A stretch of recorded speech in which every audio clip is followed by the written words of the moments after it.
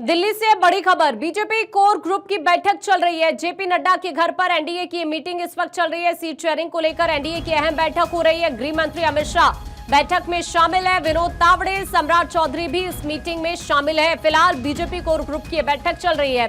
इससे पहले गृह मंत्री के आवास पर भी एक बैठक हुई और अब जेपी नड्डा के घर पर एनडीए की बैठक चल रही है। सीट शेयरिंग को लेकर बातचीत यहां पर हो रही है। कल भी 8 से 9 घंटे तक बैठक हुई और आज एक बार फिर से सीट शेयरिंग को लेकर बैठक चल रही है। आज सुबह से बैठकों का दौर चल रहा है। अब जो मीटिंग चल रही है जेपी नड्डा के आवास पर फिलहाल मीटिंग चल रही है। गृह मंत्री इस मीटिंग में शामिल है। विनोद तावड़े हैं, सम्राट चौधरी भी हैं इस मीटिंग में शामिल और ये वो चेहरे हैं जिन पर बिहार विधानसभा चुनाव को लेकर बड़ी जिम्मेदारियां हैं। सबसे बड़ी बात यह है कि जो सहयोगी दल हैं उनको कितनी सीट देनी। हालांकि ये कहा जा रहा है कि इस पर पूरी तरह से अब अलग अलग पार्टियों की सहमति बन चुकी है। सीट शेयरिंग का फॉर्मूला तय हो चुका है, लेकिन ऑफिशियल अनाउंसमेंट अभी बाकी है। हालांकि उम्मीदवारों के नामों को लेकर भी मंथन यहां पर किया जा रहा है। जाहिर तौर पर पार्टी यही चाहेगी कि मजबूत से मजबूत कैंडिडेट चुनावी मैदान में उतारा जाए और जो सीटें पिछली बार पार्टी नहीं जीत पाई उन सीटों पर भी पार्टी का पूरी तरह से फोकस है। समीकरण वहां पर क्या बन रहे हैं, कितना मजबूत प्रत्याशी होना चाहिए समीकरणों के लिहाज से, सब कुछ ये तमाम वो पहलू है जिन पर मंथन हो रहा है। अक्षय इस वक्त हमारे सहयोगी हमारे साथ जुड़ रहे हैं ज्यादा जानकारी के लिए। अक्षय, मीटिंग को लेकर क्या अपडेट है फिलहाल?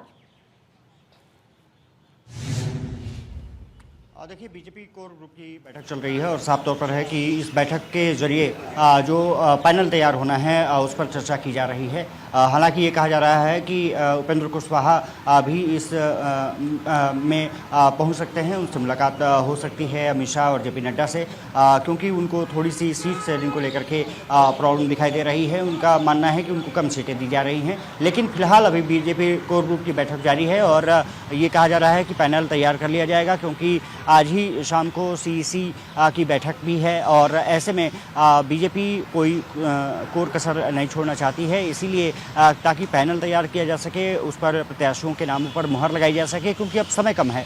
17 तारीख तक हर हालत में नामांकन करना है और जैसे जैसे अब दिन बढ़ता जा रहा है निश्चित रूप से वहाँ पर जो उम्मीदवार चुनाव लड़ने की तैयारी कर रहे हैं उनमें भी बेचैनी देखी जा रही है। तो इसको देखते हुए अब बीजेपी ने अपने तरफ से तमाम तीर निकाल लिए हैं। एक तरफ जहां विनोद तावड़े के घर पर दिलीप जायसवाल, सम्राट चौधरी, विजय सिन्हा और तमाम नेताओं ने बैठक की, उसके बाद जेपी नड्डा के निवास पर पहुंचे हैं। गृह मंत्री अमित शाह इस बैठक में शामिल हैं और ये माना जा रहा है कि आज जो सीईसी बैठक होनी है उससे पहले ये बैठक काफ़ी महत्वपूर्ण है। देखना दिलचस्प होगा कि कितनी सीटों पर फाइनल करके सीईसी में भेजा जाता है ताकि वहां पर मुहर लगाई जा सके। लेकिन माना जा रहा है कि पहले चरण में जितनी 121 सीटें हैं उसमें गठबंधन के साथियों को छोड़ दिया जाए तो बीजेपी के पास कितनी सीटें रहती हैं जो चुनाव लड़ना चाहती है। ये माना जा रहा है कि लगभग 60 सीटों पर बीजेपी अपनी वहां पर तैयारी कर रही है पहले चरण के लिए। अब सबसे बड़ी बात यह है कि कितनी सीटों पर यहाँ पर मुहर लगाई जाती है और उसको सीईसी में भेजा जाता है, उसी के लिए ये मंथन लगातार चल रहा है। खबर ये भी आ रही है कि कई पहलू है अक्षय। एक तो सीट शेयरिंग का फॉर्मूला क्या होगा, कितनी सीटें पार्टी अपने पास रखती है, फर्स्ट फेज को लेकर आपने जिक्र किया, उसमें कितनी सीटें पार्टी के पास होती हैं। दूसरा फिर बड़ी बात ये भी है उम्मीदवारों को लेकर कि पुराने चेहरे क्या रिपीट होते हैं, कितने चेहरे रिपीट होते हैं, या फिर जो नए चेहरे हैं उन्हें मौका पार्टी किस तरह से दे रही है। ये तमाम पहलू हैं जिन पर सभी की निगाहें हैं।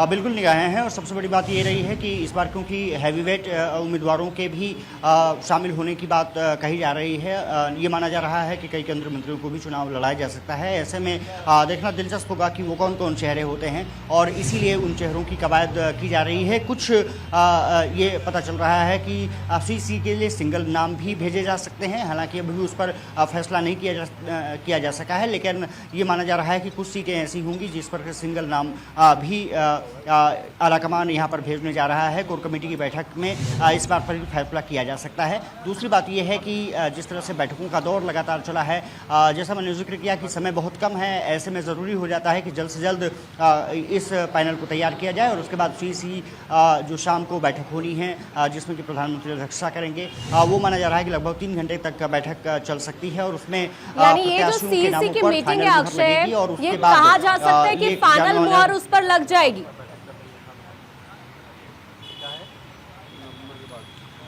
पक्का है कि वहाँ पर, क्योंकि उसी लिए वो बैठक बुलाई जाती है, अंतिम बैठक वो होती है प्रत्याशियों के मोहर के लिए, और उसके बाद प्रत्याशियों का ऐलान कर दिया जा सकता है। आज तो संभावना कम लग रही है कि बीजेपी अपनी लिस्ट जारी करेगी, हालांकि ये कहा जा रहा है कि देर रात की भी जा सकती है, लेकिन मुझे लगता है कि कल तक कुछ तस्वीरें साफ हो जाएंगी जब प्रत्याशियों का ऐलान बीजेपी अपनी तरफ से कर देगी। जहाँ तक गठबंधन का सवाल है तो अधिकतर चीज़ें फाइनल हो चुकी हैं, हालांकि जीतन राम मांझी और उपेंद्र कुशवाहा में थोड़ी बहुत नाराज़गी इस चीज़ को लेकर के अभी भी बरकरार है कि वो चाहते हैं कि कुछ सीटें बढ़ाई जाए। जिस तरह से चिराग पासवान को तवज्जो मिली है, उससे थोड़ी सी इन नेताओं में बेचैनी है। हालांकि बीजेपी है, सब कुछ मैनेज करना जानती है, और अमित शाह इस मामले में निश्चित रूप से उनका कोई सानी नहीं है, और ये माना जा रहा है कि सबको संतुष्ट कर दिया गया है। नाराज़गी अपनी जगह है, लेकिन संतुष्टि है, और सभी लोग चुनावी मैदान में अब ताल ठोकने के लिए तैयार हैं। सबसे बड़ी बात यह है कि सीटों को लेकर के जिसमें कि चर्चा की जा रही है, अब सीसी की बैठक के लिए जो प्लानिंग है, आप नजर बनाकर रखिएगा। अभी के लिए आपका शुक्रिया ये पूरी जानकारी साझा करने के लिए।